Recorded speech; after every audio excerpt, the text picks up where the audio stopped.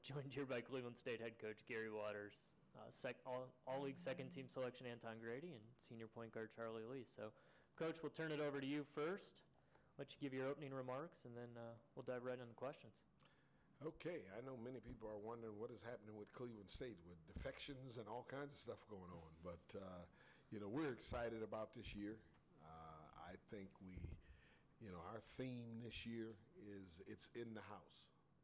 So what does that mean? We have enough in the house, and we've added some new faces. You're going to see maybe 6 new faces on the team, and we got a group of veterans coming back, and I think the combination of both will create something very special this year. We got a veteran group. We had 4 guys that started for 3 years now, so they know how to play the game of basketball, and now we just got to put it together and add the additions to it. I think Charlie, I'm looking forward to Charlie having a great year this year. Anton, he's back healthy again.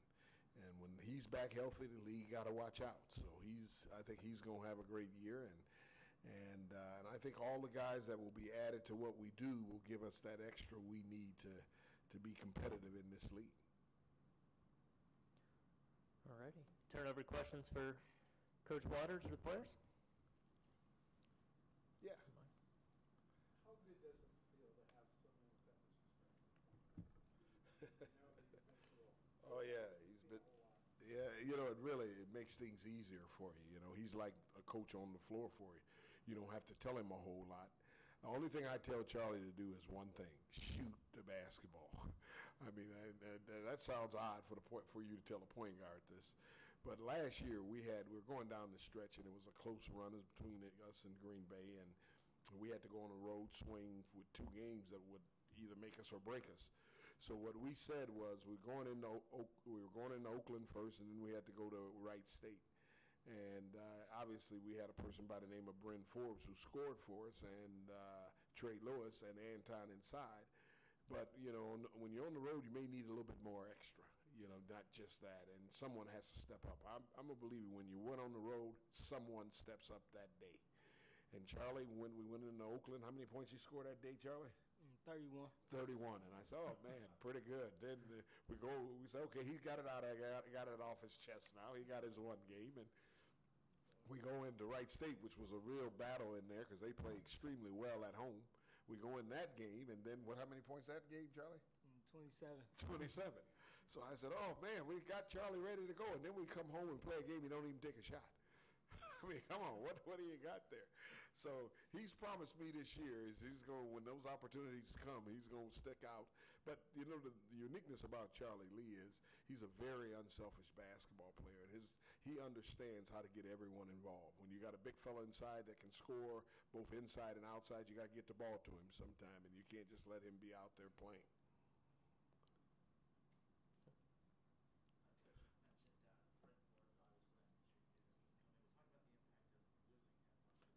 Well, when you lose a player of that magnitude, it's going to hurt you to some degree. And Bren was one of the top scorers in our league. He shot the ball extremely well from the outside.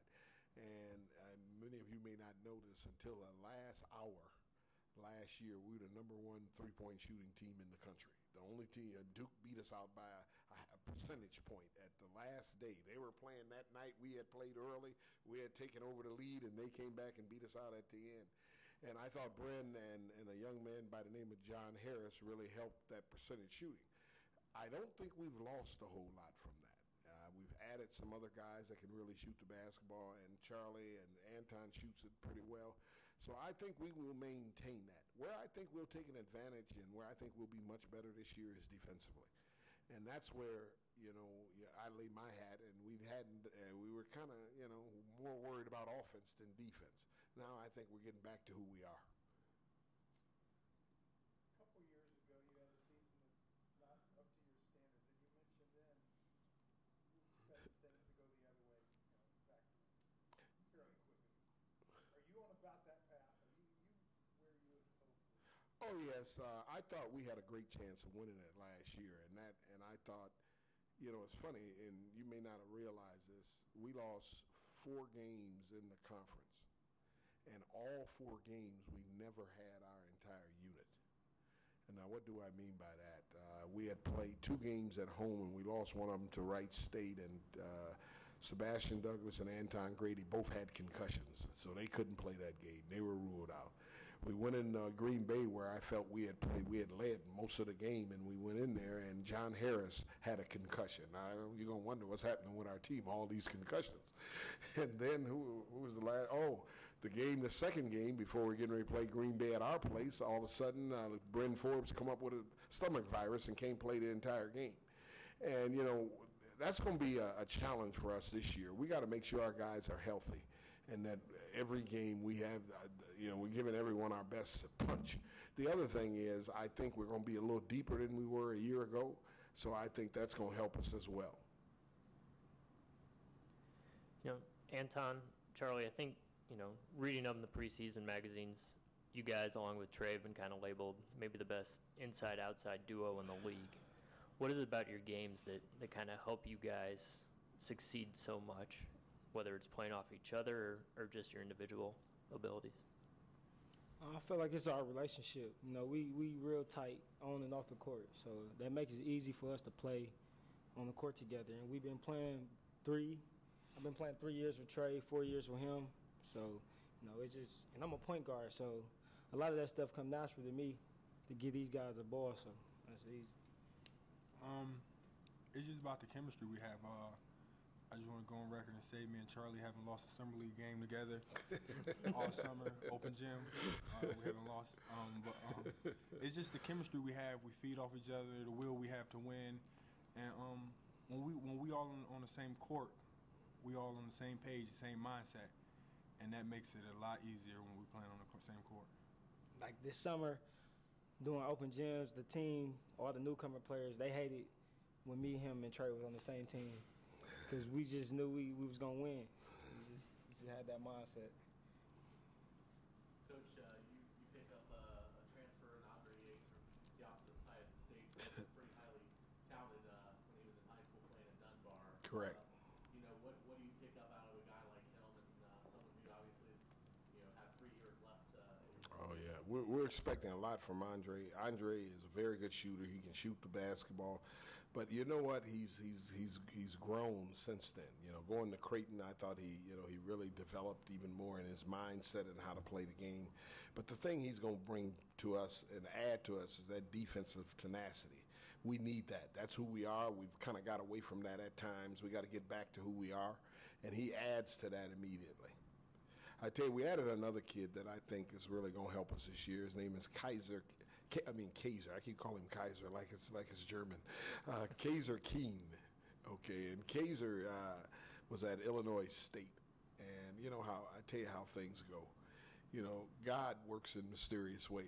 We lose Bryn Forbes, and we brought in a number of kids, but no one really that we felt met our expectations. So the week before school, the last week to get in school, up comes this young man. Okay, he comes in because his sister played at Cleveland State, and she knew me, and we had a good relationship, and she wanted her brother to play for someone. And he all of a sudden showed up, and we got him out there and realized how well he played the game of basketball, but more importantly, how he fitted in well with our group of guys. Now, I tell you how funny this is, and this is why I said this was the hand of God. When Bren left to go to Michigan State, you can't play immediately unless the team you're leaving coach agrees that you can play. See, it's not just you go and all of a sudden they sign a waiver and you're set to play. I have to agree. Now, I had everybody in America saying, don't let him play, don't let him play. You shouldn't let him play. But, he had played well for us. Was great for us, good person, everything. So I didn't feel I should step in the way of that. Now, if I would have stepped in the way of that, this boy Kaiser who came, he immediately became eligible. So that may have never happened. So that's why I say it was a touch of God in this one. Paul? Coach, we've seen that Horizon League affected on both sides of the school, players being in the league. Ooh, yeah. What's your take, not just in Bryn's case or anything, but what's your take on the whole scope of it? I don't like it. And I think they're going to make a movement pretty soon. One of the things I think they're going to do is if you transfer and you still have eligibility, you immediately have to sit a redshirt year. And I think that's necessary. Now there are issues that are just, issues today. But they got to stop this because I think it's creating a distance between different levels of basketball. Now, what do I mean by that? I think they can look down at the mid-level schools and say, hey, if this kid's good enough, bring him on in. And I give you this. I give you a little quick one. It was a kid that was at another school, and it was in the South, and he was trying to transfer to, and I'm giving this person credit. He was trying to transfer to SMU. Okay, and the school he came from, he was their leading scorer. He was a good student, and all that. So Coach Brown brought him in and sat him down and asked him a question. This is the way it should be done. He asked him. He said, "Did you enjoy your experience at the school you're at?" The young man said yes. He said, "Did you like your coaches?" He said, "Yes, I enjoyed it." He said, "What about your playing? Did you have any problem with that?" I said, "Oh, no, my coach really worked with me, and I played well. I was the leading scorer." He said, "Then why are you transferring?" "Well, I get to go to high major." And he said, "Not here, you're not going to high major." He said, "You need to go back to your school because you had a great experience there." And the young man eventually caught on to it and went back to his school. But I don't think everyone's doing that. I think when that kid says, I can go to this level and I can do this, he's me to say, oh, man, more stars. But it don't mean more stars. It was a young man at Valpo 2 years ago that did that, and he thought he could get to pro doing that, and he didn't get drafted, and nothing happened to him. So they're doing it for the wrong reasons. That's my concern. And the only one that can help them with this process are the coaches themselves. And the coach that is receiving the kid, and you got to give him the right information. Just a follow-up, is there a value to the flip side of that? When you have a kid who maybe signs with a high major for all the bells and whistles, goes through a year or two not playing, and says, I want to go make an impact somewhere, maybe, to use your terms, it comes down a distance in the level? Yeah, he could, and I think that would help, I'm speaking out both sides of my mouth right now because I took a kid last year, and John Harris. Now, the positive thing with John is I didn't even know John existed. His coach called me and said, and this is the way it should be done. His coach called me and said, "Coach," he says, "I got a player that want to transfer, and he can't. His father's very ill, and John's father was in a wheelchair, everything. So he said he was very ill, and he wanted to be close to his home, and he's been going back and forth. And he's got 1 year left, and I know it's going to be a problem." And I said, "Well, hold it." And I told the coach, I said, "You couldn't find a way to keep this kid?" No. First we talked. I said, "Okay." I said, "What's the kid's name?" And he said, "John Harris." And I remember how good John was. And I said, "Coach, you couldn't find a way to keep John?" And he said, "No, he needs to go home. He needs to be with his family." And John came, and if you remember last, you contributed a great deal to our program. That's the way it should be. But see, everyone's not working under those same guidelines. And so if they see someone that's ready to get out of there, they're jumping to it. And when think about it, this past year, we had 800 transfers. There's something wrong with the system now. When you got 800 transfers. A year ago, it was 600. A year before that, it was 400. Now, this thing is keep escalating. Before you know it, it's going to be 1,000, 2,000. I mean, kids are just going all over the place, and it shouldn't be. Now, I know why it's happening, in my estimation. We can talk to a lot of people, and what I think is the AAU is creating this problem. I think AAU, with kids transferring from team to team because they're not getting what they want, they have this kind of mentality. So when they get to college and it don't work out the way they wanted, and they don't get to play, boom, they're ready to get out. When you said earlier, we want to get back to who we are, that kind of mentality. Mm-hmm. Other than having new guys think that way, how do you do that? Is that an approach in practice, just a day in and day out? I'm not going to answer that question. Let them tell you how practice has been. Defense, really. It's been tough. Well, for us, we used to it now. But for the younger guys, they going through their ups and downs in practice right now, trying to learn and get better. Well, usually, Coach, when I first came, he was more of, you say 65-35 defense. Now it's, I think it's more around 85-15 on defense. We play at and the reason for that is, like he said, we got more depth now. We got more guards, so we got more rest and practice. People can get more reps, and we can be in and out, and people won't be getting tired. So that's why our defense the way it's Well, going. let me mention there's one thing that's really helped this process, and that was the NCAA. When they came out with the rule where you got 42 days before your first game, you get your practice. You can start your first practice. That really changed everything. You know, normally you waited to October 15th, you had Midnight Madness, and you start your practice. Now we started as early as October 1st with our practice, but the uniqueness of it is you only get 30 days to practice. You can't go be over that. So what we have done is we have 2 on, day off, 2 on, day off, that kind of concept, and they literally get rest now. You're going at it, and you get some rest. You go at it, and you get some rest. I thought it was the greatest decision they made. And you know what? It was on the women's side who first did it. We were just a step late, and they did it, and now it's really a great thing that's going on. Paul? Charlie, you had one of the more impressive streaks, or just stats last year. Your free throws in under 5 minutes. Can you just touch on what goes through your mind when you go to the line? And, is it just automatic at that point for you? It's just being focused. You know, I shoot free throws every day. Like, literally, I shoot free throws every day in practice. We shoot a lot of free throws in between drills, before water breaks, and my goal is just to make every free throw. So in practice, I focus on making all the free throws, and it just translates to the game. Coach, you had a big smile on your face when I asked that question. What did you think of watching him go to the line? Well, you know, you could count on it. You know, think about it. It's funny because when we first started the season out, that was one of Bryn Forbes' #1 goal was to shoot the technicals. But Charlie was, when he went to the line, was so focused that, you know, when the first time he went up, I said, come back, Bryn, go in there, Charlie. And Charlie went up there and shot the free throw. And from then on, you know, it was just a focus. But we put that as a focus. You know, most people don't think they got the time to put in that much free throw shooting in practice. We put it in. We feel you win games by making free throws. And if you don't, and it gets down to the crunch, those are going to be the key factors. Coach, I think we've used up our time. Any last question for the players? Now, I know I did a lot of talking here, but any last question for the players? Give them one. I'll give you guys one. Okay, I good. just looked at your schedule. Have you guys looked at your non-conference schedule? Yes. So what do you guys see? What are your, you guys see at Louisville, at VCU. What does that provide you guys? Opportunity to be seen, to get in the NCAA tournament, and just to beat some good teams. Yeah, That's just really it. because when we step on the floor against teams that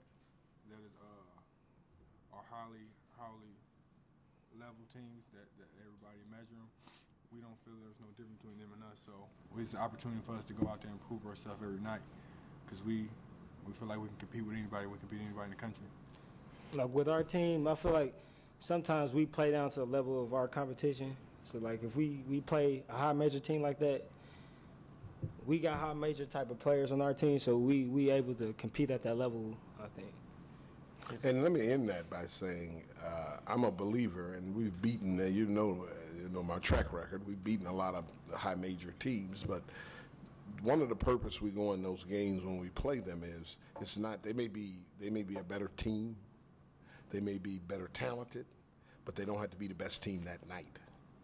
And we take that focus on. So our focus is that night, whatever happens is what's going to happen out on this floor. And our guys go out and compete to that level. One more question along those lines. You guys went down to Lexington last year, led Kentucky for 38 minutes, 37 minutes? 38. I'm still pissed today about that one. So now you guys, as leaders of this team, how do you take those lessons from that game to each one of these high-profile road games from now on? We have more experience. My freshman year, we went into Vanderbilt, and we had a lot of seniors, and down the stretch of the game, the seniors took it over. They was undercomposed. So last year, we was really all sophomores with the years on the court being starters, so we really didn't know how to end games against high major teams. And so now this year we understand what it takes to lead all the game. Now we got to figure out. Now we understand what it takes to put the nail in the coffin. And last year around that time we played Kentucky, I was out from a knee injury, but it's crazy because during the warm-ups, I ain't feel no pain. I really feel like I can play that game, but I couldn't. It was best for my team, and this year I just feel like the leaders of the team, we got to set the tone for the younger guys to show that, so they won't have fear going out there when they check in the game. If they see fear in us, then they're going to have the same type of attitude on the court. Perfect. Thanks, guys. We'll see you at those games this year. Thank you, guys.